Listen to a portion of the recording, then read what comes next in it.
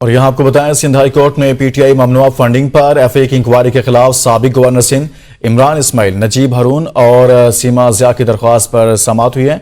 FIA ने PTI ममनुआ funding case में तहकीकात मुकम्मल कर ली हैं। पेशरफ्त रिपोर्ट से अदालत को आगाह कर दिया गया। अदालत ने 1 माह में एफआईए से पेशरफ्त रिपोर्ट भी तलब कर ली है। इस खबर से मुतल्लिक आपको बताएं, एफआईए ने 1 माह में रिपोर्ट तलब कर ली। पेशरफ्त रिपोर्ट से अदालत को भी आगाह कर दिया गया।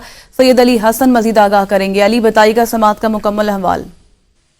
देखिए जी, सिंध हाई कोर्ट में पीटीआई ममनुआ फंडिंग पर एफआईए की इंक्वायरी के खिलाफ साबिक गवर्नर सिंध इमरान इस्माइल, नजीब हारून और सीमा ज़िया की जानिब से दायर दरखास्तों की समाअत हुई है। समाअत के मौके पर एफआईए की जानिब से पीटीआई ममनुआ फंडिंग केस में की जो तहकीकात है वो मुकम्मल की गई और इस मुतल्लिक जो है वो सिंध हाई कोर्ट को आगाह भी किया गया। एफआईए की जानिब से यह बताया गया कि इंक्वायरी टीम ने तहकीकात मुकम्मल करके खुफिया रिपोर्ट मुरतब कर ली है। मजीद कार्रवाई और हिदायत के लिए inquiry report director FIA Karachi को अरसाल कर दी गई है। इस मौके पर एफआईए की जानिब से मजीद रिपोर्ट के लिए जो है वो मोहलत तलब की गई, जिस पर अदालत ने 1 माह में एफआईए से पेशर रिपोर्ट तलब कर ली है।